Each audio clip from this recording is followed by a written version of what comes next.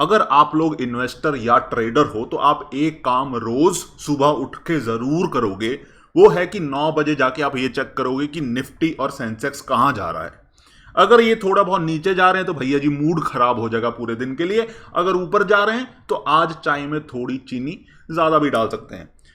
लेकिन इससे हमें पता क्या चलता है, राइट? ये होते क्या हैं, ये क्या होते हैं? ये बेसिकली हमें मार्केट का ओवरव्यू दे देते हैं कि भैया जी मार्केट ऐसा चल रहा है। अगर हम निफ्टी 50 की बात करें तो ये बता देगा कि भाई जो 50 बड़ी बड़ी कंपनीज हैं वो ऐसा परफॉर्म कर रही है, राइट? तो हमें थोड़ा सा आइडिया लग जाता है कि ठीक है आज मार्केट में ऊपर जाएगी मार्केट या फिर आज मार्केट नीचे जाएगी, राइट?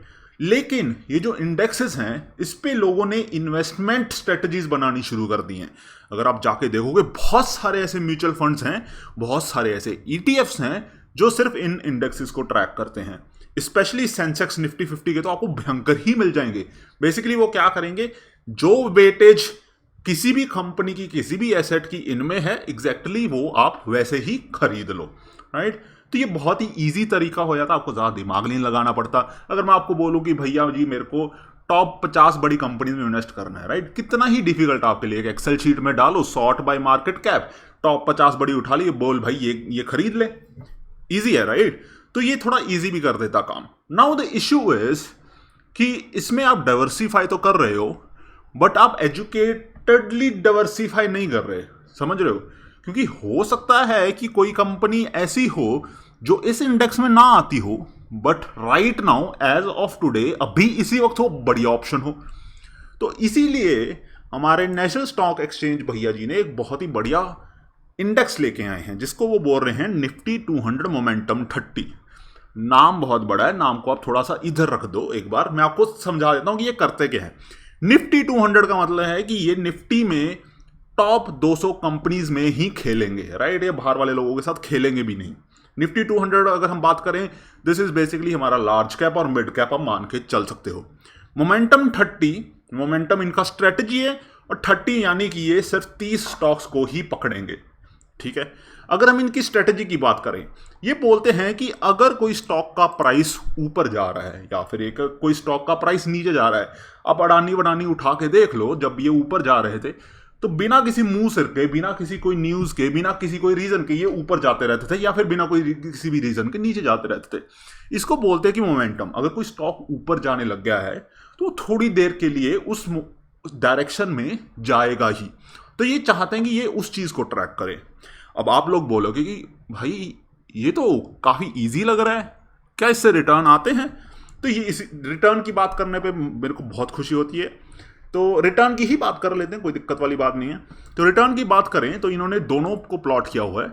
एक हमारा जो नॉर्मल निफ्टी 200 होता है और एक हमारा निफ्टी 200 मोमेंटम 30। अगर हम देखें तो इसने उसको बहुत ही ज्यादा आउट परफॉर्म किया हुआ है। अगर हम जनरल बात करें हमारे मोमेंटम वाले की तो इसने 10 साल में 16.3% का CAGR दिया है, विच इज अबव जो मार्केट इंडेक्सेस ने दिया, बाकी मार्केट इंडेक्सेस ने है।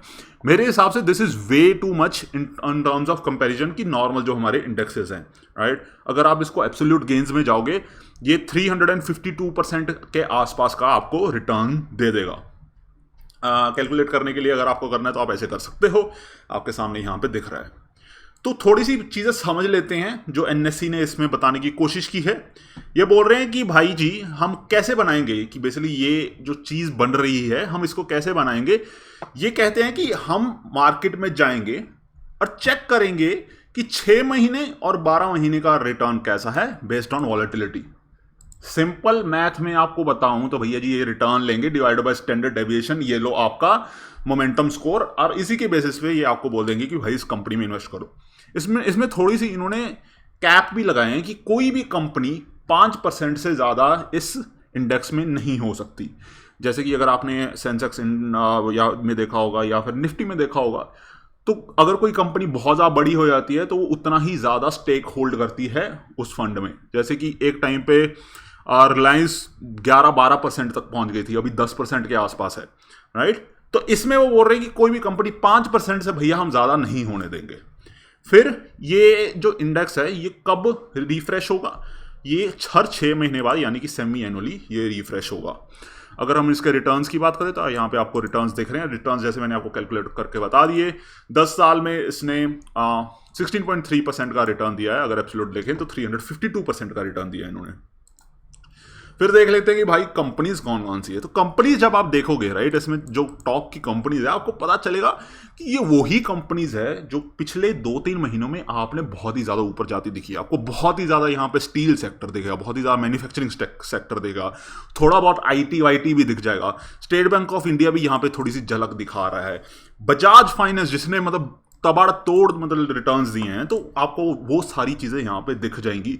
और इन्होंने ये सिर्फ एक मैथमेटिकल फॉर्मूला जो कि रिटर्न बाय स्टैंडर्ड डेविएशन है उससे निकाल लिया है।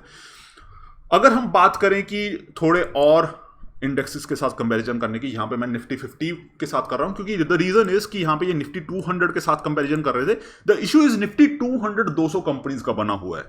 निफ्टी 200 मोमेंटम 30 से 30 कंपनीज को लेके बना हुआ है जो चूज करता है 200 कंपनी से, राइट। थोड़ा सा डिफरेंस हो जाता है। तो मैं आपको यहाँ पे उसके आसपास वाले इंडेक्सेस भी थोड़े कंपेयर करना चाहता हूं और एक चीज आपको यहाँ पे नोटिस भी करवाऊंगा मैं।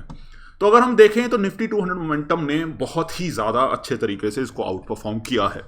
अगर हम निफ्टी 50 की बात करें तो, या फिर निफ्टी नेक्स्ट 50 की बात करें, निफ्टी नेक्स्ट 50 यानी कि जो लोग जस्ट अभी निफ्टी 50 में आने वाले हैं, एक चीज यहां पे आपको दिखने की जरूरत होगी कि जब मार्केट ऊपर जाता है तो ये बहुत ज्यादा ऊपर जाता है, जब मार्केट नीचे जाता है तो ये बहुत ज्यादा नीचे जाता है। That is the whole thing of momentum. अगर कोई चीज ऊपर जाने लग जाती है, यही इनका स्ट्रेटजी है कि अगर कोई चीज ऊपर जा रही है तो थोड़ी सी और देर ऊपर जाएगी जस्ट बिकॉज ऑफ मोमेंटम जो उसने ऊपर का पकड़ रखा है। अगर कोई चीज नीचे जा रही है तो मोस्टली वो ये भी करेगी। तो आपको यहां पे ये थोड़ा सा ध्यान रखना पड़ेगा कि ये थोड़ा अग्रेसिव है, थोड़ा रिस्क पे फोकस कर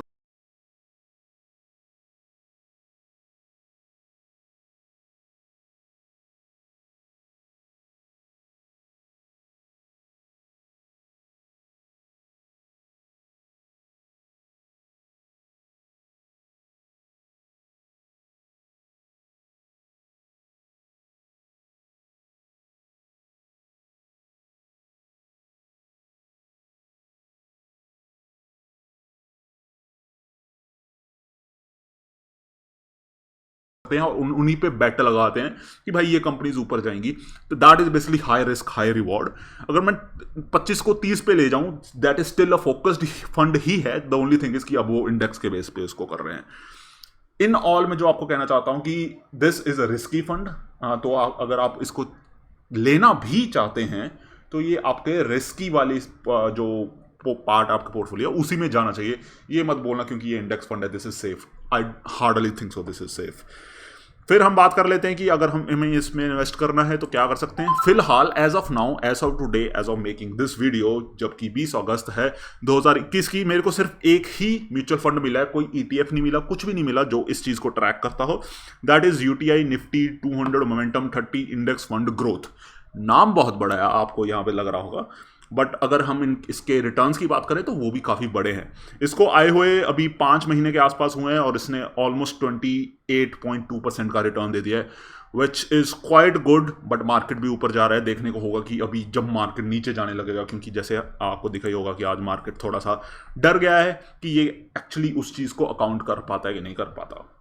उस चीज़ को अकाउंट करने की बात पे मैं एक और चीज़ बोलना चाहूँगा। ये आप लोगों के लिए क्वेश्चन है। जैसे मैंने आपको बोला कि ये लोग इसको रीबैलेंस करेंगे semi annually, which is like you can think कि 6 महीने में ये करने वाले हैं। और जहाँ से हमें ये रिटर्न्स की बात पता चल रही है, ये काफ़ी अग्रेसिव हो जाता है कोई भी स्टॉक अगर ऊपर जाता है। मेरी थिंकिंग है कि अगर कोई स्टॉक ऊपर जा रही है, मोमेंटम की वजह से वो 6 महीने तक ऊपर नहीं जाएगी। Make sense right? कि अगर कोई स्टॉक का मोमेंटम पकड़ लिया है तो आई वुड थिंक कि वो 3 महीने में सब्सिड्यू हो जाएगा। अगर उसमें कोई और न्यूज आ गई है जिसके कारण वो ऊपर जाने फिर से लग गया है, that is another story. But अगर मोमेंटम की वजह से कोई स्टॉक ऊपर जा रहा है तो वो 3 महीने से ज्यादा ऊपर जाएगा, बहुत कम चांस है। हालांकि हमने अडानी ग्रीन के बारे में देखा है कि वो कभी भी किसी भी रीजन के कारण ऊपर चला जाता था, बट स्टिल कॉमन सेंस लगा के देखो। तो मैं चाहूंगा कि एक ऐसा निफ्टी 200 मोमेंटम 30 एक और फंड आए, but which is reshuffled a little bit quicker, right. 6 महीने की जगह मतलब 4 महीने ट्राई करके देख लो, 3 महीने ट्राई करके देख लो।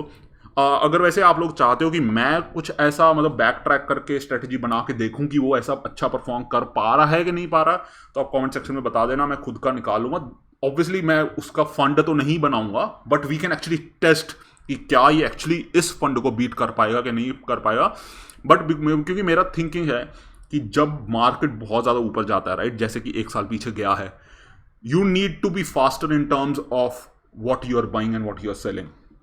क्योंकि अगर कोई चीज़ बहुत ऊपर जा रही है तो उसके बगल में कोई ऐसी चीज़ भी होगी जो उससे भी ज़्यादा ऊपर जा रही है, राइट। और अगर आप फंड थोड़ा सा जल्दी रीशफल कर पाओ, I think so that is amazing, आपको बहुत बढ़िया रिटर्न मिल जाएंगे। मैं ये नहीं बोल रहा इसके रिटर्न बुरे हैं, राइट। किसी को अगर ये फंड बहुत पसंद हो तो मेरे को गालियां मत देना, I still think this is a good fund, but I am just saying कि काफ़ी मज़ेदार होगा ये जानना कि अगर इसको 6 महीने की जगह हम 4 महीने कर दे, 3 महीने कर दे तो कैसा होगा। तो यही आप लोगों की वीडियो थी। ये जो मैंने नेशनल स्टॉक एक्सचेंज से नंबर्स निकाले, मैं सारे डिस्क्रिप्शन में डाल दूंगा, आप जाके पढ़ना। इन्होंने काफ़ी अच्छे से एक्सप्लेन किया है। फ्रैंकली ये पहली बार ऐसा हुआ है कि मेरे को नेशनल स्टॉक एक्सचेंज का कोई डॉक्यूमेंट इतना इजीली रीडेबल लगा। इन्होंने काफ़ी इमेजेस डाली है, काफ़ी सारे ग्राफ्स डाले हैं। ये भी बात करते हैं कि कौन सा सेक्टर ये उठाएंगे, कौन सा सेक्टर अभी से बहुत ज़्यादा ऊपर जा रहा है। एक्चुअली अगर आप ये सिर्फ इंडेक्स देखो ना, आपको ये भी पता चल जाएगा कि एट अ गिवन मोमेंट कौन सा सेक्टर धमाल मचा रहा है, राइट। तो मैं इसको आपको डिस्क्रिप्शन में डाल दूंगा, आप जाके पढ़ सकते हो। अगर मैं इसमें ही जाने लग गया तो बहुत लंबी हो जाएगी वीडियो। फिर जिन लोगों ने सब्सक्राइब नहीं किया भाई, सब्सक्राइब कर लो। जिन्होंने कर लिया बहुत बहुत धन्यवाद। और एक और वीडियो मैं आपको यहाँ पे बताना चाहूँगा जो मैंने बनाई थी कि म्यूचुअल फंड कैसे चूज़ करने होते हैं। इसमें हमने ये बात की है कि कैसे कोई फंड स्मॉल कैप बनता है, कैसे कोई कम फंड मिड कैप बनता है, और कैसे कोई फंड लार्ज कैप बनता है, और कैसे उसका रिस्क फैक्टर आप चेक कर सकते हो। तो ये वीडियो देख लेना, आपको ये समझ आ जाएगा कि अगर ये निफ्टी 200 की बात करें तो निफ्टी 200 एक्चुअली होता क्या है, राइट। अगेन जिन लोगों ने सब्सक्राइब नहीं किया सब्सक्राइब कर लो, जिन्हें कर लिया बहुत बहुत धन्यवाद। फिर आपके लिए प्यारा प्यारा डिस्क्लेमर, मिलते हैं नेक्स्ट वीडियो में।